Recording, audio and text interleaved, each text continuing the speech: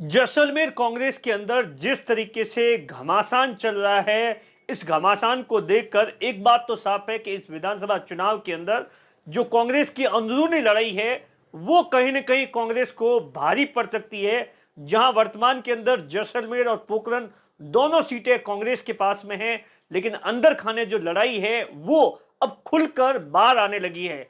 दरअसल आज सुबह-सुबह ही मैं जब उठा था, तो मैंने व्हाट्सएप देखा तो सोशल मीडिया पर एक लेटर जबरदस्त तरीके से व्हाट्सएप के ग्रुप के अंदर वायरल हो रहा था। ये कांग्रेस का वो सीक्रेट डॉक्यूमेंट है जिसके अंदर बकायदा एक पैनल बनाकर कांग्रेस के जो जिला अध्यक्ष है उन्हें प्रदेश को भेजना पड़ता है और बहुत ही सीक्रेट होता है।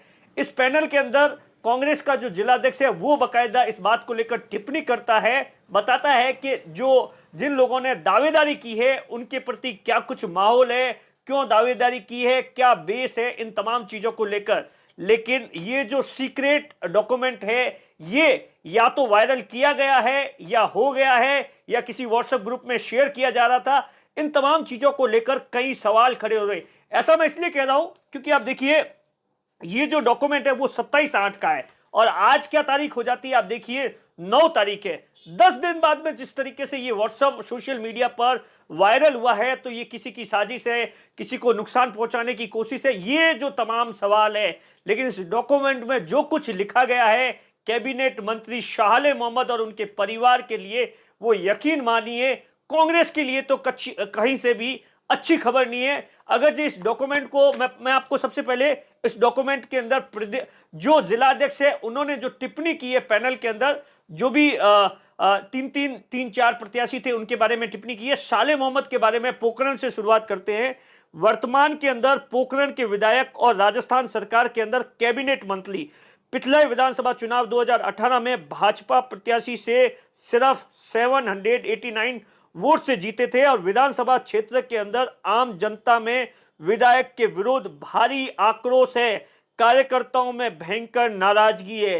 ये जो लाइन है ना, ये बड़ी मतलब आप देखिए इस पैनल के अंदर जिस तरीके से जो टिप्पणी की गई है, कांग्रेस के जिला अध्यक्ष ने खुद ये माना है कि मंत्री जी के खिलाफ पोखरण के अंदर जनता में जबरदस्त तरीके से आक्रोश है, कार्यकर्ता है वो नाराज है, मंत्री जी कार्यकर्ताओं का कामकाज नहीं करते, जनता का कामकाज नहीं होता, ऐसा। और इससे आगे भी क्या कुछ लिखा है वो भी मैं आपको पढ़ाता हूं। कांग्रेस के संगठन से लगातार दूरी है, मंत्री जी जब से मंत्री बने उसके बाद में कांग्रेस के संगठन के साथ में उनकी कोई बातचीत नहीं होती है या वो कांग्रेस के संगठन के कार्यक्रम में नहीं आते, ऐसा इस डॉक्यूमेंट के अंदर लिखा गया है।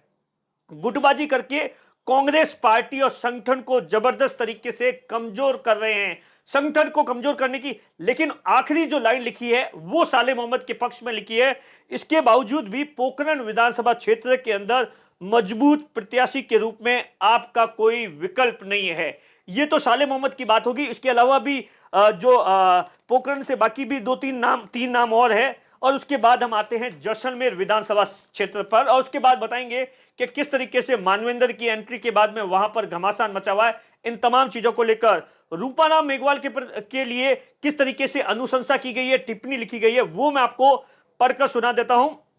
वर्तमान विधायक रूपाराम मेघवाल, जिन्होंने कांग्रेस प्रत्याशी के रूप में लड़ते हुए 56.72% वोट हासिल किए थे और तकरीबन 30,000 वोटों से जीते थे, सांग सिंह भाटी को चुनाव हराया था मंत्री शाह मोहम्मद। ये जो गौर करने वाली बात है, मंत्री शाह मोहम्मद और उनका परिवार जैसलमेर विधानसभा क्षेत्र में भारी नुकसान पहुंचा रहा है। यही तो मैं कह रहा था कि कांग्रेस की जो अंदर खाने जो लड़ाई चल रही है, गुटबाजी चल रही है, शाह मोहम्मद रूपाराम के प्रति, संगठन और शाह मोहम्मद के प्रति, ये जो तमाम चीजें हैं, ये आप देखिए विधानसभा चुनाव में महज 2 महीनों का वक्त रहा है और उससे पहले जिस तरीके से संगठन है वो मंत्री पर अनुशंसा कर रहा है, वो कहीं ना कहीं कांग्रेस के लिए, प्रदेश कांग्रेस के लिए सोचने वाली बात है। हालांकि आज मुख्यमंत्री अशोक गहलोत है वो रामदेवरा पहुंचे थे, जहां पर शाह मोहम्मद, रूपाराम मेघवाल, तमाम जितने भी जो अध्यक्ष थे वो उनके साथ में थे।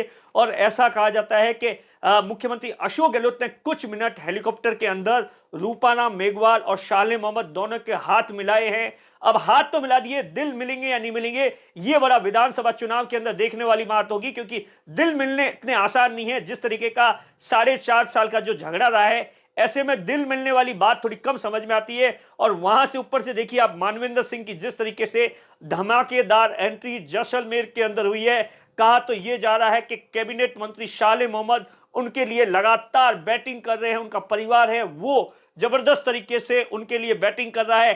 तमाम जितने भी जहां पर भी मानवेंद्र सिंह जा रहे हैं, उनके जो समर्थक है शाले मोहम्मद के, वो लगातार उनके लिए वहां पर एक बड़ी रणनीति के तहत सभाओं के अंदर भीड़ जुटा रहे हैं। ऐसे में सबसे बड़ा सवाल है रूपाराम मेघवाल का क्या कुछ होगा, यह बड़ा सवाल है। क्या रूपाराम, क्योंकि आप देखिए उस इलाके के अंदर जैसलमेर के अंदर रूपाराम मेघवाल ने जिस तरीके से वोट परसेंट हासिल किया है, और वो अपने आप में यकीन मानिए आज दिन तक कांग्रेस के विधानसभा चुनाव के दौरान कोई भी नहीं हासिल कर पाया। लेकिन मानवेंद्र सिंह ने जिस तरीके से तर्क दिया है, इसमें बकायदा मानवेंद्र सिंह ने जब दावेदारी पेश की थी उसके बारे में क्या कुछ लिखा हुआ है वो बड़ा इंटरेस्टिंग है, और उसी से मानवेंद्र सिंह की जो दावेदारी है वो मजबूत हो जाती है। मानवेंद्र सिंह की ओर से लिखा गया है कि लोकसभा चुनाव के अंदर 2019 में बाड़मेर जैसलमेर से चुनाव लड़ा था और यहां से कुल मिलाकर 5,22,000 वोट प्राप्त किए थे, लेकिन लोकसभा क्षेत्र जैसलमेर से 52.91%, 52.91% है वोट है वो सबसे ज्यादा जैसलमेर विधानसभा से हासिल किए थे। और उसके बाद में जो लिखा है कि वर्तमान के अंदर मंत्री है, लेकिन जैसलमेर के अंदर जो उनकी सक्रियता है वो ना के बराबर है। ये कुल मिलाकर, उसके अलावा भी सुनीता भाटी के बारे में भी बहुत कुछ लिखा गया है, जिसमें बताया गया है कि वो पार्टी के अंदर पिछले 10 सालों से एक्टिव नहीं है। तो ये जो लेटर है वायरल हुआ है, इसको लेकर तमाम तरीके के अलग अलग कयास लगाए जा रहे हैं कि ये लेटर 10 दिन बाद क्यों वायरल हुआ, क्या इसके पीछे किसी की साजिश है, या जो जिलाध्यक्ष साहब है वो व्हाट्सएप के जरिए किसी को भेजना चाहते थे और किसी और ग्रुप में चला गया। ये तमाम चीजें अभी तक इस बात को लेकर कुछ भी साफ नहीं है, लेकिन इतना यकीन मानिए कि इन तमाम चीजों से बीजेपी अंदर खाने वहां पर बहुत खुश है, और बीजेपी में एक नई ऊर्जा आ गई है कि किस तरीके से कांग्रेस के अंदर खाने लड़ाई चल रही है, और कहीं ना कहीं कांग्रेस की इस लड़ाई का फायदा है 2 महीने बाद विधानसभा चुनाव में बीजेपी को मिल सकता है। क्योंकि आप देखिए मानवेंद्र सिंह की एंट्री के बाद में जो जैसलमेर की पूरी राजनीति है वो लगातार गर्मा गई है। वहां पर बीजेपी जिस तरीके से पहले प्लान कर रही थी, अब उसने अपनी प्लानिंग को भी बदल दिया है। ये तमाम चीजें आने वाले दिनों में पता चलेगी। कैमरे के पीछे अशोक है, मैं आपका साथी दिनेश बोहरा।